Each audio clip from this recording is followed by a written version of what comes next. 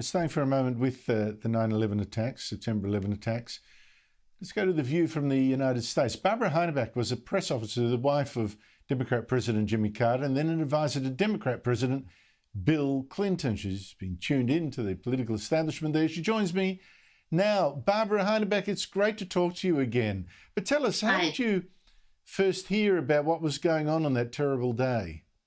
Oh my gosh. I lived, as the crow flies, about a mile from the Pentagon. A lot of friends of mine lived farther away. They heard the crash. I did not. I was in the shower that morning. So I drove over to my meeting that was about a half mile from the Pentagon, walked into an office building, and no one was in the reception area, and it was a big office.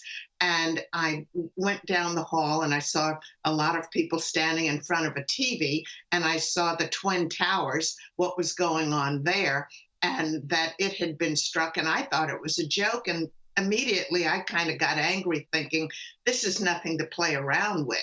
And then before I left that building, and of course, I found out that the Pentagon had been struck and everyone was flooding out of DC in a hurry.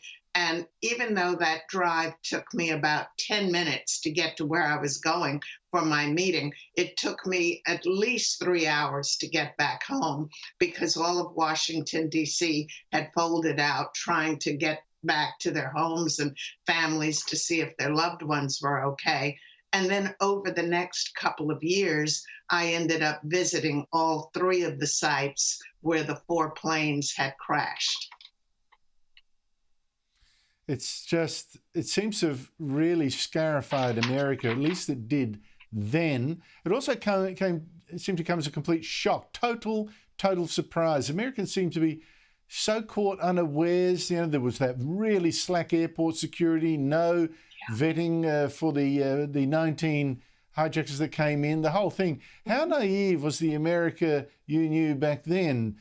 And 20 years on, what's changed?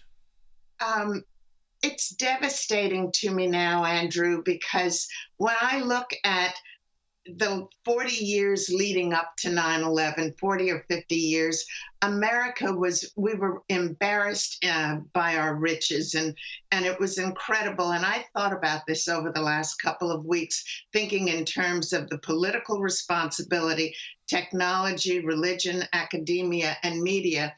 We used to have systems in check. And leadership starts at the top with the White House. In a passport, it was stamped. We knew who was coming in. We had a vetting system. And then we became so lackadaisical politically and otherwise that what I think we started to see in the political process, what did we notice over those from a little bit before 9/11, it had begun, but crime was on the rise. It's soaring, education down, drug abuse was exploding, and homelessness is growing city by city. When it comes to technology, that's the one area I think that America has continued to do well, but I still have 2 bones to pick with them, and that has to do with social media and also political favoritism. You can see the Taliban, and they can go on social media and talk about their problems or whatever they want to say. And we have Americans who were in leadership, I don't think I need to mention any names, who cannot be on social media now. When it comes to religion, that's something of personal choice, and I understand that. I get it. So whether your faith is you go to a synagogue, a church, or a mosque, it doesn't matter.